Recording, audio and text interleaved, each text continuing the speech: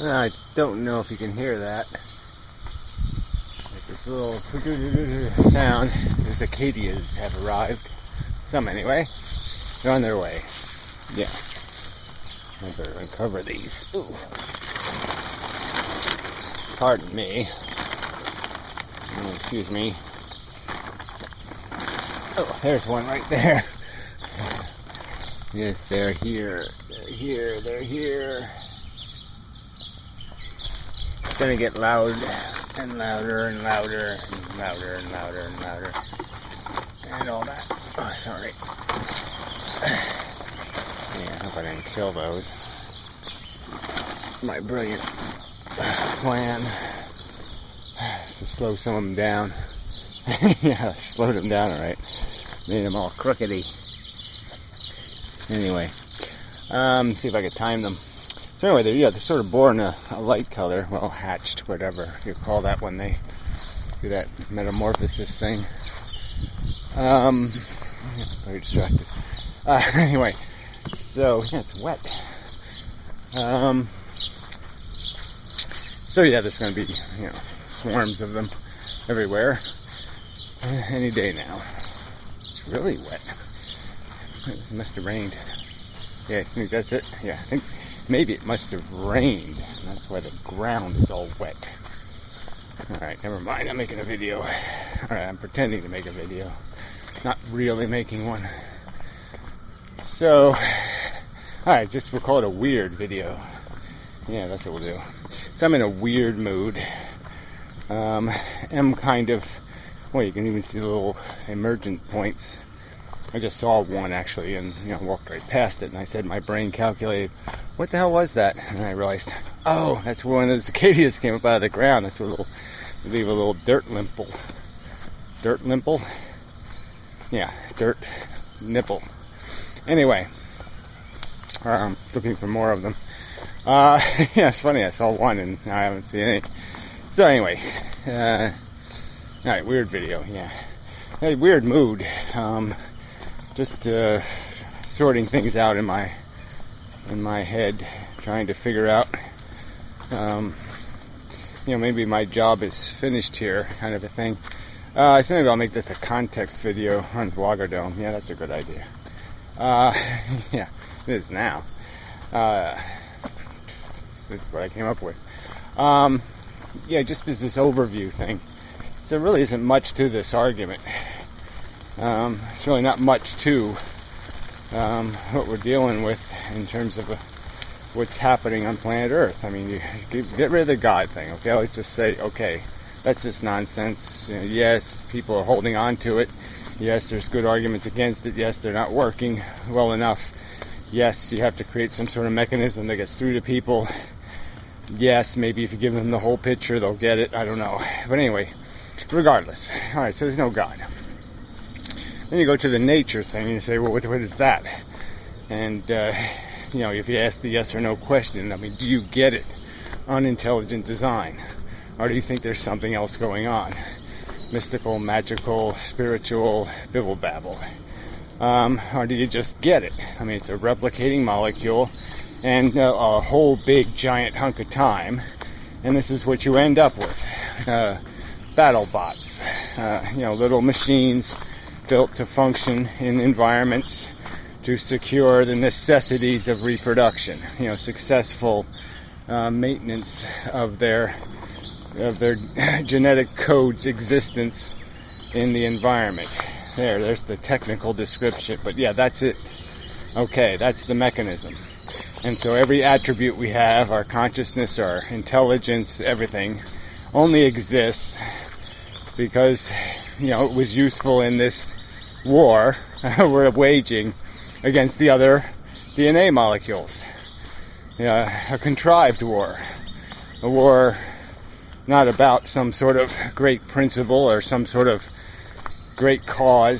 Nothing will be saved in the fighting of this war. Nothing would be preserved. It's just a war between forced competitors. And that's it. Okay, so you got the consumption, reproduction, cannibalism, addiction. You got the idea of gladiator war. and the perhaps more intelligent contextualization of stating that we are an understanding, an intelligence, a philosophy, and we are a psychology, a motivational device. A mechanism of the DNA, no doubt, but that we are motivated, moved to act in the world by this idea of desire, idea of acquisition. And some of our acquisitions are really still very rudimentary. I'm hungry. Avoidance of horrors and miseries and sufferings and injuries and all that stuff, kind of obvious. Not much psychology involved there. And then we have the more nuanced stuff that came out of our social, our existence as social animals for a long period of time. We have this psychology. So like a certain species of bird collects blue stuff to prove its superiority, like other animals, run at each other, horns out, trying to do damage. We have our rut, our psychology that exists for this, to create the internal competition. So your genetics evolution demands, like I said, deers, not only that you compete externally with the foe, the other majorly different DNA, but you have the internal competition, the family competition, the species competition, internal, that as a mechanism functions to make you better by creating alpha-ness or high functionality within the group, and that also leads to evolutionary advantage in the end, because you build strength from within by beating the hell out of your own soldiers, so to speak. So you have two mechanisms. You have the external mechanism that forces your army to be strong, and then you have the internal mechanism that's also forcing your army to be strong by being kind of crude and brutal, and creating another hill of nonsense to climb at somebody else's expense, to create the winners and losers, winners and losers, winners and losers. And that's all the game is. And so that's the two big ideas. No God, which doesn't seem like a big idea. It seems kind of like an obvious idea. And unintelligent design. Game warfare. Warfare as a solution. Brutal, harsh, insane competition, ambition, for the glory of it. Nothing else inside the psychology of the organism. He acts in the world not because the world needs his action, but because his brain needs. And so that's it. There's you can subdivide this stuff and come up with 4 or 5 and 6 maybe. Maybe you can nuance it and tug at it and play with it. But this isn't complicated.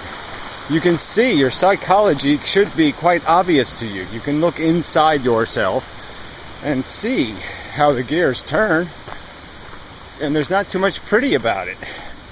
It's not a good mechanism. And that's all we got. That's what we're sitting here. That's the kind of crap we're sitting on top of. And there's people who thinking they're accomplishing something by just perpetuating it. Throw another shrimp on the Barbie. The shrimp's your kids. You're barbecuing your kids. They're not going anywhere. They're going to get barbecued. Everything on this planet gets barbecued, metaphorically, but it's pretty damn real. The way you're going to get barbecued might be worse than actually being barbecued. That's the irony of the metaphor. The metaphor might be too generous, because you might get it a lot worse than a few minutes on the grill. So, yeah, what can I say? This is kind of important, and there it is. Is there a counter argument I can hear peeping in the mist somewhere, in the drippity drip? Any counter arguments? Hello? Anyone? Guess not. So,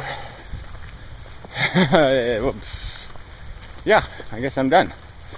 Anyway, yeah, it doesn't do me any good to be done, because obviously I'm not done in that none of them are listening and none of them are counter-arguing, and so I don't know where you go from there then. What do you do with that? What do you do with the non-responsiveness of the objectors, the alternative believers? Yeah, I don't know what to do with them. So I think I'll just move along till the next video. But I am just, this is a very nice space I'm in, but I'm not in a nice space. Meanness. My meanness is not in a nice place. I'm irritated and aggravated, and yeah, I mean, a lot of it just has to do with the personal circumstances. But I mean, yeah, just yeah, just don't like the way things are going. Got to make them go better. Got to do better. Got to make it better. So I better get to work on that and quit making videos. But I mean, really, this doesn't take much time. If I just left it at this, it's watching other people and trying to find arguments where you waste all your time. So anyway, yeah, listen, I gotta go run, and I'm walking instead of running. I should have to go backwards and then come forward again, but I won't do that. Anyway, till the next time, later, such.